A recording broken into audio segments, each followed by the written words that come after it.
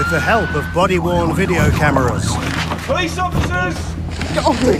Stay down! Huh? The new eyes of the law. Crashed. Go after runner. Out the car! Now! Yeah! Cops on the front line in Nottinghamshire tackle all types of emergencies. It's me, hands up. What have I done? What have I done? And crack down on all kinds of crime. More and more plans. Every room we go to. They are the Bodycam Squad. Coming up on Bodycam Squad. You trying to be back there, yeah? A vicious assault on a cop. Get off me! All caught on Bodycam. Oh! A shadowy figure. Come on, man. You just talk. Leads to stolen scooters being discovered by chance. Whoa! Don't do that, matey, otherwise you get yourself locked up, won't you? And a neighbourhood is evacuated Yeah, grab your coats and stuff. after threats to turn a house into an inferno. It is an emergency.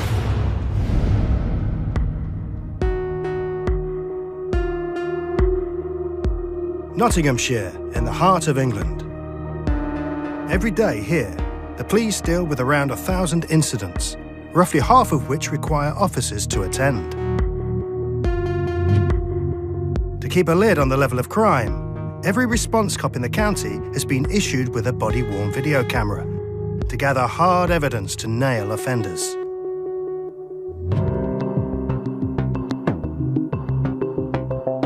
It's Saturday morning, and Bodycam cop Dan Weaver is on patrol in Nottingham. I'm a response officer. I cover a large part of the south of the city. If you ring 999 or report a crime, I'll turn up in one of the police vehicles. Dan is working alone, which is normal on the day shift. However, the call he's just taken is anything but normal. Romeo 438 received Shimmer State 5. Right from the start, it was a weird-sounding job. I was just told by the control room that there was a call from a lady who'd come out to a car and found two lads sat in it who she didn't know.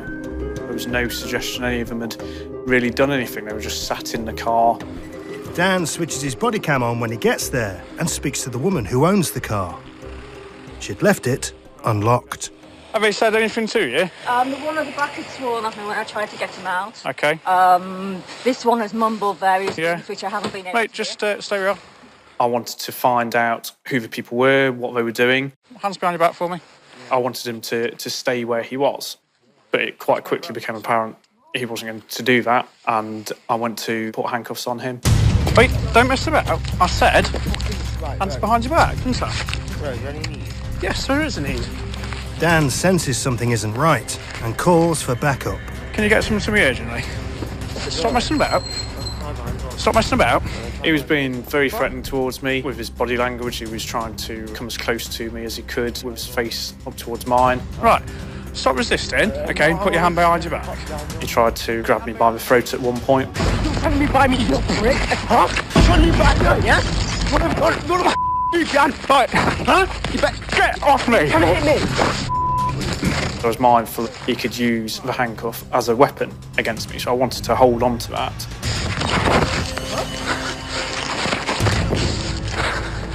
Right. Seriously, mate. Get off me! Things started to happen quite quickly. Are you going to struggle? I'm going to struggle. I'm going to take your You're the one struggling, aren't you, mate? Am I my hand? Dan's back in control and pins the man to the ground. Hey, But frighteningly, within seconds, the tables are turned. Fucking go. Get off me! My fucking head, yeah? You little fucking twat. Now you want to keep going? On my fucking head. Unsure where his backup is, Dan uses every cop's last resort. I think it's at that point I've actually pressed my emergency button. The emergency button alerts all officers that a colleague is in serious danger. My worst thoughts at that moment were that he'd caused me a real injury before other officers could get there to assist me. Get off me. With your fucking head. Yeah? When you keep going. Get off me, mate. Fucking kill you. I didn't know whether colleagues were travelling towards me or not because my earpiece had come out, so I couldn't hear what was going on. I'll lick you up! I'll lick you the fuck up! Right. Like I give a fuck Get off what me. you do to me! Thankfully, within moments, backup arrives. Just try and pull him off me if you can. Get off me! Stay down! Huh? Stay down! It was a huge relief when everyone arrived. I was eventually able to take a step back away and just reflect on what had happened. Stay on the floor! Yeah, keep putting me on the floor. Stay on the floor! Keep putting me on the floor. 4-3, can we get a van here, quickly? Oh, listen! It takes 4 cops to get the violent man's hand behind his back so they can fasten his other wrist into the cuffs. Got this sensitive, I just need to get his other one. Calm down. I'm calm, Mitch. No one got my hands on you. Well, I haven't done it to you. Yeah, no, I'm fine. Right, don't struggle then, yeah? And we'll take the pressure off, Yeah. okay? Turn on my side now. Let's hit you up. We do come across people who have little respect for the police, but it's not often that people will show that level of aggression and violence toward us. I'll literally bite on your fucking mouth and I will not let go. Yeah? So you The cops have no idea why the man was in the car in the first place. I think he was very definitely under the influence of alcohol. Whether there are any drugs involved, it's difficult to say. Yeah, I've asked you nicely. I suggest you let go. While they wait for a van to take the man to custody, the owner explains what happened when she first saw him sat in her car.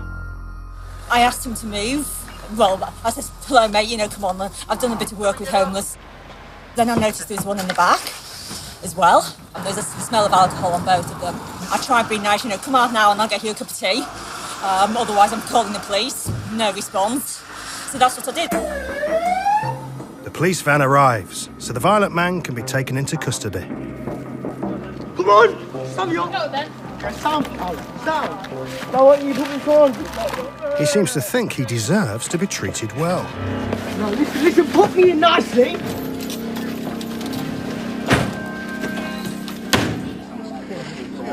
The second man in the car is also arrested and taken into custody. You do not have to say anything, but it may harm your defence if you do not mention my question, simply that you later rely on the court. Meanwhile, a nasty lump's coming up on Dan's face that needs to be looked at. I think I probably ought to go to QMC just because he smacked me head on the concrete and they, so yeah. The evidence of the attack is all on Bodycam. I went to hospital to be checked out and had an x-ray just to make sure there were no broken bones. Thankfully it was just bruising and a good lump.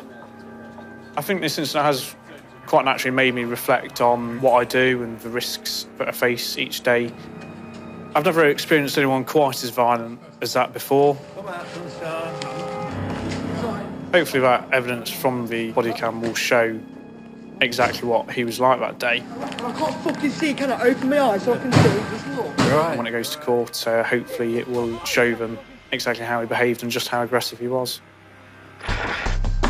The police never got to the bottom of why the two men were sitting in the car in the first place. The one who attacked Dan for no apparent reason pleaded guilty to police assault and was given a 120-hour community order and ordered to pay £150 compensation. His mate, who was in the back of the car, was released without charge.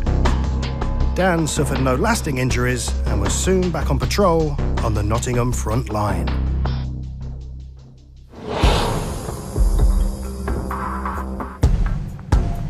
Violent crime is on the increase in the UK, and in particular, domestic violence where the perpetrator is a partner, ex-partner, or a family member. 401H. On average, the police receive an emergency call relating to domestic abuse every 30 seconds. In Nottingham, they're one of the most common kinds of call-outs for bodycam cops like PCs, Keith Parks, and Ian Blackstock. I'm a response officer, have been for just over 12 years. Started off in the Met down London. Now I moved to Nottingham, which I've been for nearly 8.5 years now. It's 9:45 p.m. In the Broxtowe suburb of Nottingham, Keith and Ian are responding to a report of domestic violence. When they get to the address, You all right? We'll come in. they're let in by a young woman who has a bad swelling under her eye. What's happened then? It turns up all the time. So obviously sees the kids and stuff. Yeah. The woman explains that she'd been paid a visit by her ex-partner, who's the father of 2 of her 4 children. Just drunk and kicked off, just basically hit her. I can see you've got an injury and stuff there, haven't you? She was upset, visibly, you know, she was crying, you know, she got facial injuries. So it was that kind of instant you have to sit down, take some time, let her tell you what's happened in her own words and not rush her, you know, get the best evidence from her. How often does he come round? Every other day. But not as in anything. He just sees the kids. Yeah, sees kids. It's fine. It's when he has a drink that he kicks off. So, how long have you been in a relationship with him? We was in a relationship for about 2 years, and the first time that he had a drink, he hit me, so we split up. Ever since then, we've just been, we come round, see the kids, and we get on. Right, okay. But when he has a drink, which is not often, he gets violent. Do you mind if I take a photo of your eye? Because you have got a bit of a black eye, alright? He like smacked it like my head. How many times did he hit you? A few times. Because it's quite swollen, that side. I'm thinking if it's your cheek or anything like that, it's quite a... it's where your bone is, isn't it? Yeah. I'm not a doctor, but I could tell just from previous experience where the injury she had, you could tell that it was more than just a black eye. You could tell it was a bit more of a fracture or a break, which is obviously means you've been hit with quite some force. If we were to take you to hospital and get you looked over, would that be better? Yeah. Was there anyone that could come and sit with little ones? They're on the way over. Oh, cool. Yeah, I rang them first to say help. The level of domestic abuse in the UK is shocking. Are you very frightened? And tackling it is a key priority for the police in Nottinghamshire. Do you think he'd kill you or hurt the children or...? With lives often in danger, it's imperative they do everything they can to build their case to help secure a conviction. Quite a lot of man-hours do go into domestic incidents and, you know, especially if you've got to arrest somebody, because you've got to find that person because that crime will not go away. Coming up, with the woman in safe hands, the hunt is on for her violent ex. He's not here. Is he not? I've seen him for a couple of weeks.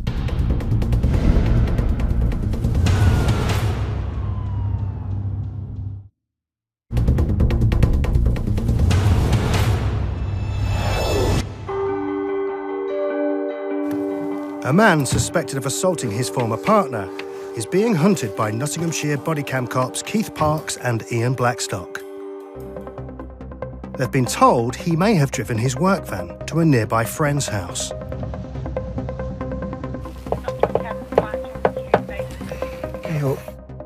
He's not here. Is he not? I've seen him for a couple of weeks. But the man they're after isn't here. All right, no worries. Thank you. Thank you. Bye. Next, they try his mother's house. Hey, up. Nothing to worry about. Did your son come home? No. Do you want to text him or ring him, see where he is? I'll ring him. Yeah. Don't tell him where he is, look, just to see where he is. Bertie's mother can't stop herself. Hello, where are you? Police ring, what you've done? The man's mother passes her phone to Keith. We need to see you, mate. Don't have police looking out for you all night, look. Just tell us where you are so we can come and see you. Otherwise, we'll come to work tomorrow to see you. Right, I'll get a taxi to you now. To save you the cost, I'll come to you if you like. I'll get a taxi, I'll be about 10 minutes. The police think the man, who's reportedly been drinking, may drive over. So they split up to try and catch him in the act. I'm going to seat myself over in Sainsbury's car park and then just keep an eye as to where he's coming from. And sure enough, after 20 minutes... There's a van just gone past. Yeah, I've just seen it. And moments later... Hey up! Is it you I'm looking for? Yes, it is. Where's your taxi? Have you paid it? Yeah, I paid it. You know why we need to talk to you, don't we? Yeah. I'm going to have to arrest you on suspicion of an assault. So you don't have to say anything, but it motivates you. Ask me questions. Something makes a little line of court if they do say it, maybe notice. He's also going to be breathalyzed. As suspected, I've seen him drive up, park up, and then walk round, and I followed him from his van to here. So, yeah, lo and behold, we'll see what he blows. This roadside test will give an indication if he's over the legal limit. Very clever machine to tell us how much you've had in your system. And you've blown 39, fella. Just listen to what my colleague's got to tell you. No further arresting you, all right, for driving whilst over the prescribed limit, all right?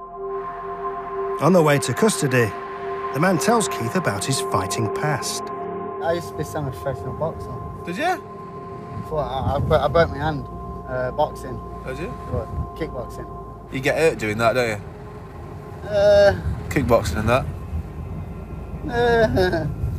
If you can take it, you can take it. If you can't, you can't. Outside the custody suite, the kickboxer gives his version of events. I'm getting accused of supposedly hitting my missus. It's not true.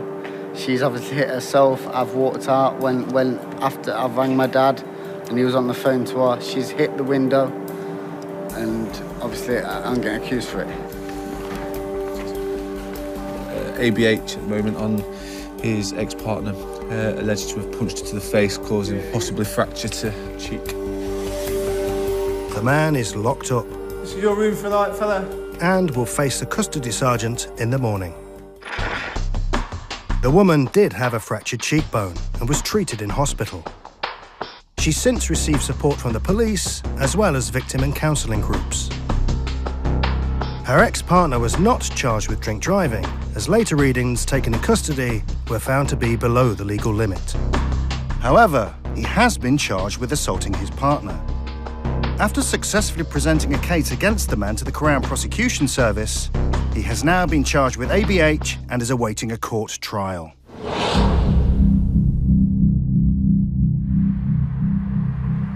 Domestic violence isn't the only issue taking up a disproportionate amount of police time in Nottinghamshire.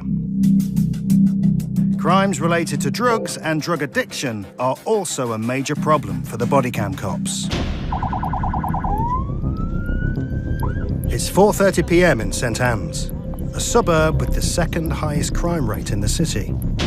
You've got myself and 2900. PC's Dale Notley and Tiff Hutchinson are responding to a family dispute. It's a grade 1 call, which means someone's life could be in danger, so they need to get there within 15 minutes. There's a gentleman inside the flat demanding some money. He's poured petrol, I think, somewhere inside the house. A couple of cops are just in head of us at the moment, so we're just backing them up, make sure everyone's okay. 10266.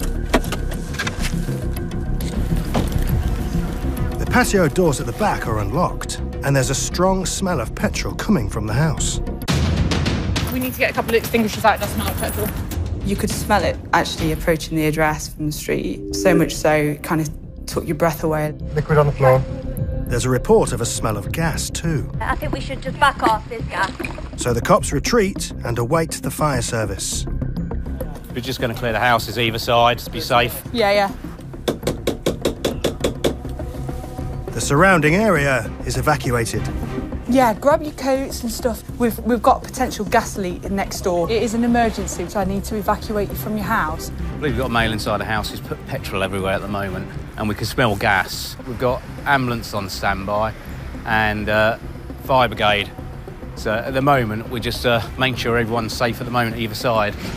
Obviously, there's lives at risk here, so it's as quickly as we can just to get a nice circumference around the property. When the firefighters arrive, Tiff gives them the lowdown. It was the living room, and there's a strong smell of petrol, and officers have been around the back, and there's a smell of gas. Right. So it's accessible from the rear. Yeah. I mean, I'm happy to go in if... Do you want to come? Yeah, I'll come, yeah. They think the man responsible has poured petrol over himself and could still be upstairs. Central can in the room. It's the police. When we entered the address, I do recall seeing all the petrol on the floor. The main concern for me and also the officers was that is there a naked flame? Is the gentleman inside there with something that could ignite the fuel? Where are you? TV on the third bedroom. If he sets light to himself, the whole house could go up in a ball of fire. We're going in. There is a danger there, but you tend to put that in the back of your mind. No one in here. Clear. The house is empty. Now they need to make sure there isn't a gas leak. Are we happy about the gas? Can we smell gas now? Well, I can smell it's petrol. The gas is confirmed to be safe. All right, let's let people back in then. And neighbours can return to their homes. I can only thank you so much for your time. All right. Apologies for the, the immediacy, but it's really important that we, get you out as soon as possible. The homeowner, the mother of the man they're after, has turned up. She's been receiving texts from her son which explain his extreme behaviour. He's got a drug dealer on his back and it's shutting him out, paddling. She reads out some of the texts her son has sent to her. I'm going to smash a house to pieces. Get me arrested, I couldn't give it out. Pick me this 40 quid, you FF, I hate you. This house is going up, I still want to stab one of you. What's stopping me burning your house down right now? I'm soaked myself in petrol. If any police try pulling me, I'm going in a blaze. It's as serious as it gets. Someone that's doused himself with petrol. We've got imminent concerns for their safety and others as well. So it's important that we locate them as soon as we can. They've asked for help from a special service, which can pinpoint the location of a mobile phone. One thing that's going to be really useful if we can get authority is something called Spock. That's basically where we're able to triangulate the phone. It's only for very serious cases, which this would fit that criteria. So hopefully we'll get authority for that and see if we can narrow down the search for a particular area. And with a lad threatening to set himself on fire, anything could happen. Take him, just take him down. Straight down to the ground. Straight down. Don't give him a chance for anything.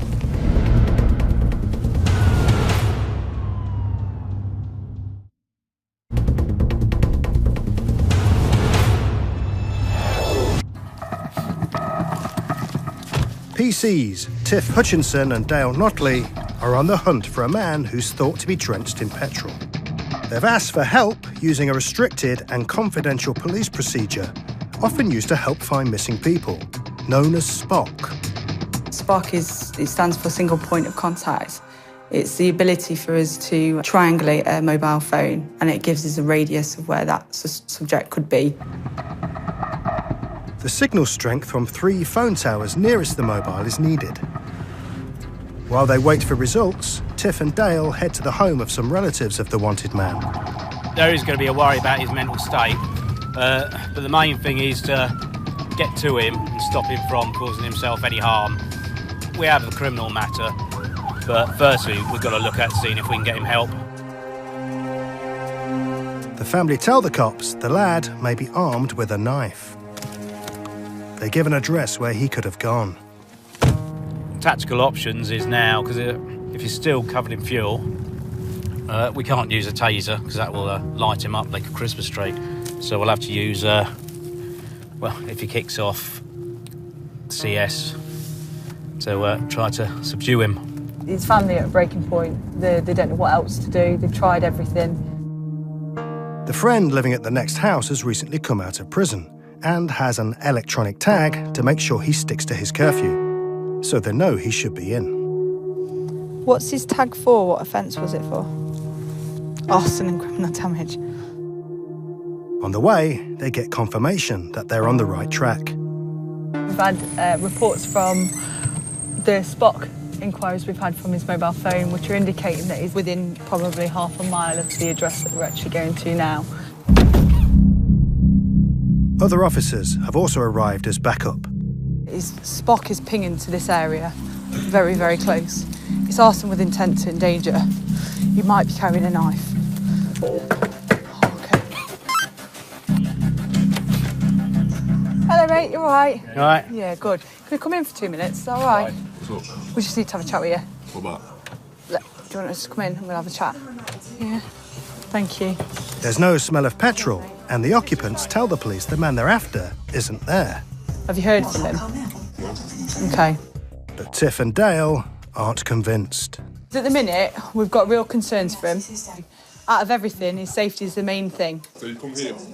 We've come here. Yeah. Well, I know you're friends with him. Yeah. Yeah. His phone's showing that it's in the area. Yeah. So that's the reason why we're here. Makes sense, doesn't it? Is he in here, mate? No. They want to search the house, but the couple have young children upstairs. With your consent, are we all right to just have a quick look round, just to make sure? No, I don't really want you upstairs. You and my kids are in bed. You kind of have to think outside the box, and it was actually Dale that was able to separate that guy from his partner. Let's have a chat in here. Right, mate. With us, right, The phone's pinged this area, and it's shown to you. If we find out later that he has been here, all right, and you've lied, you'll be brought in, mate. You know what'll happen. What? Obstructing police. Obstructing police? Yeah. We need to talk to him. We need to get him some help. It's fine. He's here. It's fine. He's here? Yeah, it's fine. Mate, we need to talk to him. Where is he? Mate, if you don't tell it, you'll come in with us, and you don't want to, you're on tag. Upstairs. All of a sudden, the man they've been hunting for the past 4 hours appears. Am I getting arrested? Just come down Come here. down. Let me talk to you. Chap, first of all, have you got anything on The man is arrested for trying to set light to his mother's house and placing lives in danger. Suspicion of... Just 1 sec, let me finish speaking. On suspicion of arson with intent, it's an attempt. There was a concern, but getting close, we couldn't smell any petrol on him whatsoever. So I think to let him have that cigarette and calm down. So, yeah. So he did calm down rather than go up. Jump in there, bud. In total, 12 officers were involved in the incident. 4 houses were evacuated. An ambulance was on standby and 2 fire engines were called to the house doused in petrol. It's been an expensive incident for us to, deal with properly, but without every single person involved, we wouldn't have been able to do what we've done. We've located him within a matter of hours of the incident. He's safe and well, there's no one injured, the property's safe, the family will be appropriately safeguarded, and hopefully he'll be seen by a mental health professional in the morning, and they can check over him and see if they can put in more support for him. In court, the 22-year-old pleaded guilty to threatening to destroy his mother's house, sending her threatening messages, and 2 counts of criminal damage. His reckless and dangerous behaviour resulted in an 18-month prison sentence.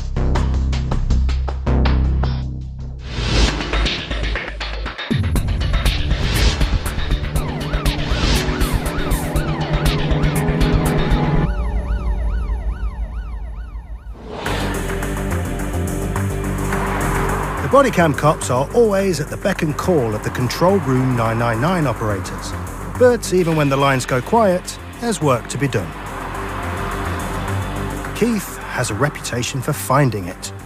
I don't think he should be driving. It's 5 p.m. I think he's disqualified. and Keith is patrolling the Broxtowe area of the city. If he's the same person who I think he is. People say I've got this eye for people, but I don't know whether that just comes with experience or spending a lot of time on the roads, patrolling and looking for things. But I do like to try and keep an eye on everyone and see what they're doing. Oh.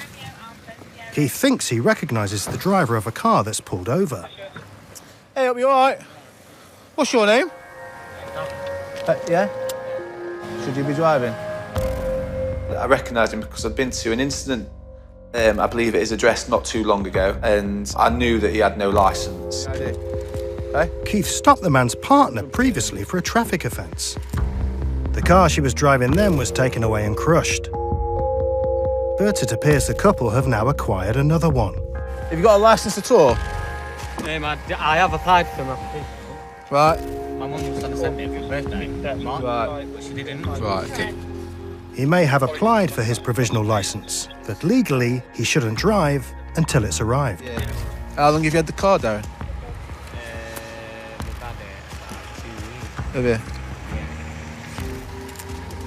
Keith has asked for a vehicle check, and it seems the lack of a valid driving licence isn't the only issue. Okay. Showing no insurance. So what we're saying is you've got no insurance, you've got no licence? He had no L plates on, not displaying his L plates. He just decided that today was the day that he was going to drive his car and not obey to any rules of the road at all. As the car has no insurance, it will be seized. Keith arranges for it to be towed away. The young man is reported for driving without a licence or insurance and may be prosecuted. Time's 5:22. Have you got any reply? That's fine, mate. He may have to pay a fixed penalty notice, attend court, or take part in a training course. On top of that, if he wants to retrieve his car from the pound, it's not going to be cheap. There's a fee. It's 150 quid if you want it back, or it's £15 a day storage. The man has been cooperative, but as this is their second car about to be seized in just a few weeks, his partner's not handing it over that easily. What's that? She's not giving it. Well, I don't need the key, I'm good for taking the car. His partner wasn't happy that, A, the car had been taken off him, and B, that it was probably my ugly mug that did it again. We're going to seize the car, all right? It's Darren's car, it's under Darren's name in his car. Did he pay for it now? Well, he might not have done, but we're seizing the car, all right, because it's got no insurance, no licence. Now they've both got probably 6 points on the licence and a fine each. There's 2 cars that they've totally just lost. We don't really want to get arrested for obstructing police, do you? Because always taking my car. Right. Come on, don't make it even worse for yourself. The woman finally sees sense. Thank you.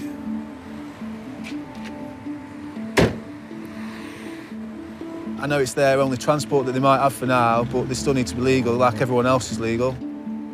Well, I've been to road traffic collisions where culprit, suspect as such, has got no licence, has got no insurance, and it's their inexperience that potentially has caused that accident. Why couldn't they walk? He was explaining that he only needed to go half a mile that way and half a mile that way. Why not walk and not take the risk of what he's done today? The couple never collected the car from the pound, so it was crushed. The man had to pay fines, costs and victim surcharge, totalling £811. He was also given 6 penalty points on his provisional licence, which means it's been cancelled. Coming up, more unhappy customers for Keith. Don't do that, matey, otherwise you get yourself locked up. When he sees his stolen goods. Go and try that. And a bodycam cop goes above and beyond the call of duty. It's just a small gesture.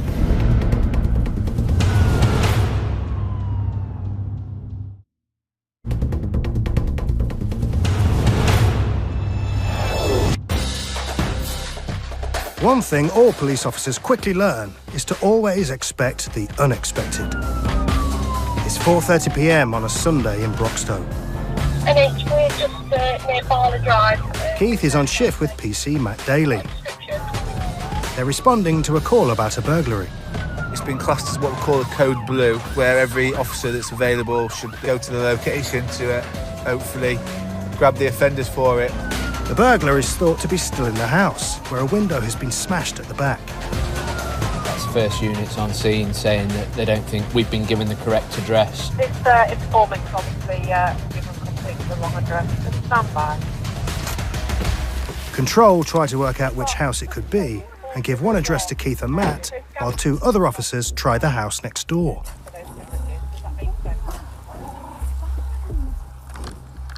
We've been given this as the updated property that may have been attacked, but there's no damaged windows. The cops next door have found a broken window, but it doesn't appear to have been a burglary. What have they done, Joe? They smashed it themselves? Matt heads over there to find out what happened. The chap that's inside, it's his mother's address. She just obviously wasn't aware that he'd gain entry to her address by smashing her window. I don't think she's going to make a complaint. She's got another adult son with her, so safety is paramount, and I think with the adult son being there, we'll be happy to leave. But Matt and Keith aren't moving on just yet, as 2 scooters in the garden of the first house caught Keith's eye. 401, can I just have a couple of vehicle checks, please, in one of these gardens? It doesn't take long for the result to come back. That second vehicle was a stolen vehicle from Lincolnshire, stolen on the 4th of the 11th. The people who live in the house are surprised to find their garden full of cops. Hey up, dude, you all right? Why didn't you knock on? The thing is, we've come into the wrong garden because someone said this one possibly has been broken into. Right? Hence why we're here. Okay?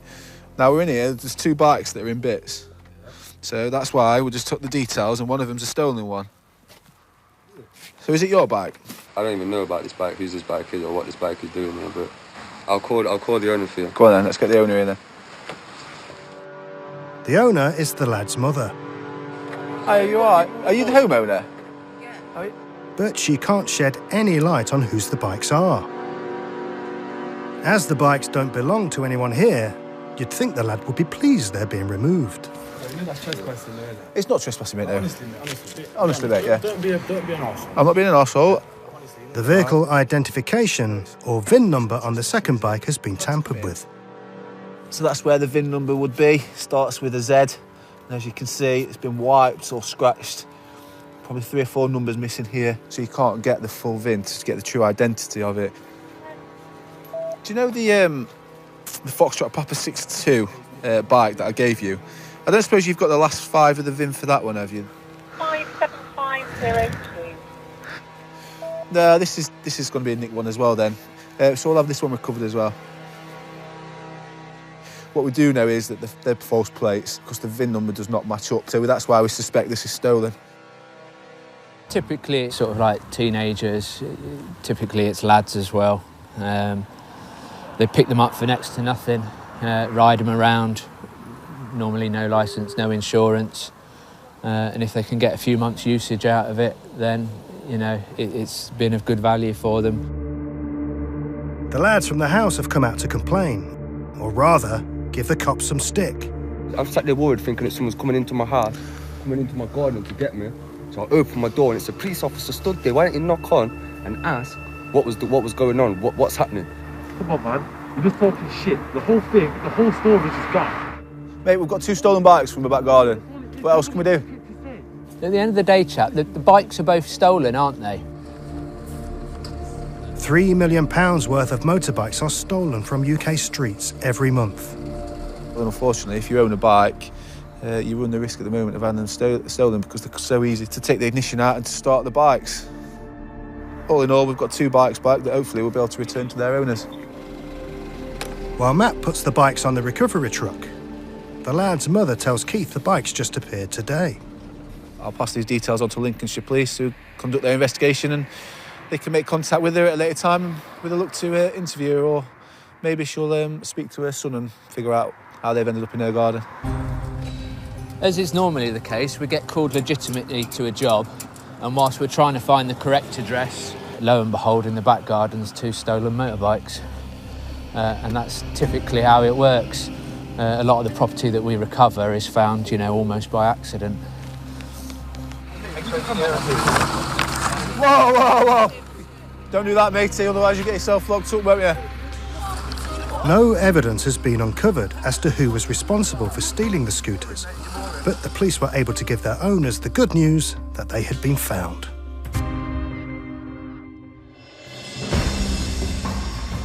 Policing isn't always about chasing criminals.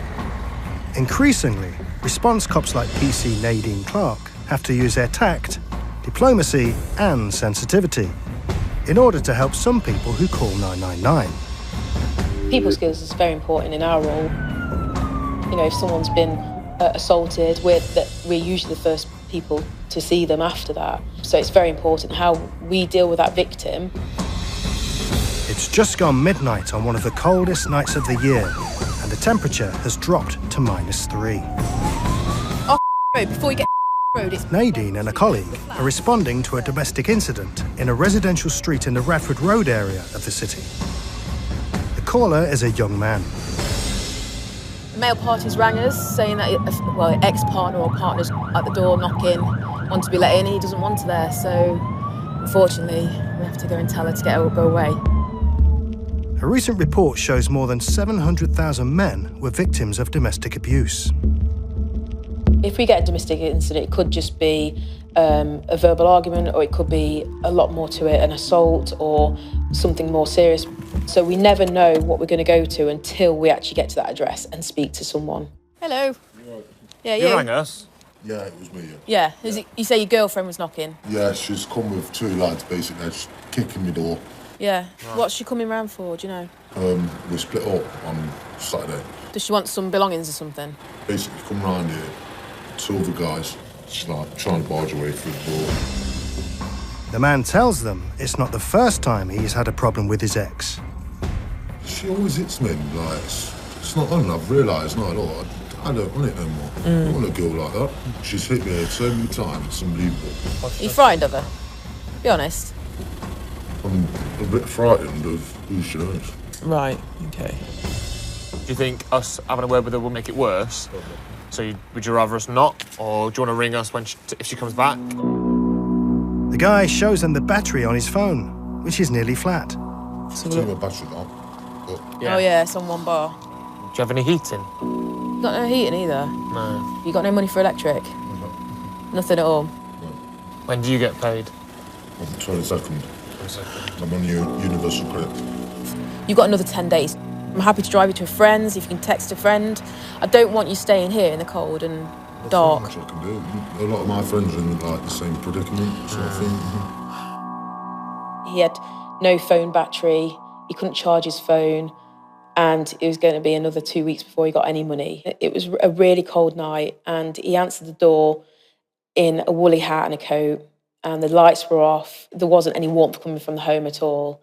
So I was a bit concerned about how he was living. Can I borrow your electric card a minute? Have you got it? Just wait there, let me see what I can sort out, and we'll see you in a bit. Lock the door for me.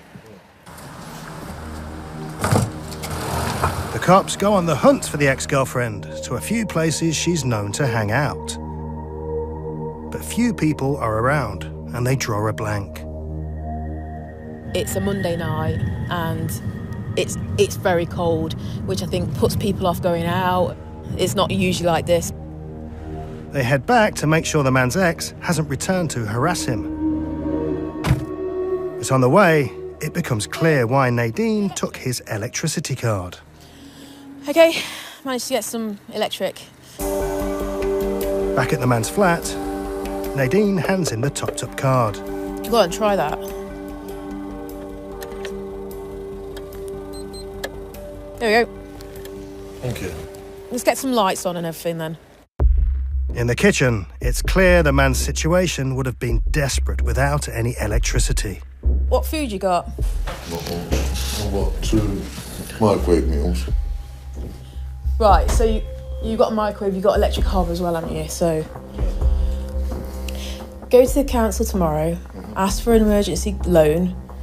I've had pneumonia because of this. Yeah, but that's the thing, you can't live like this, can you? No.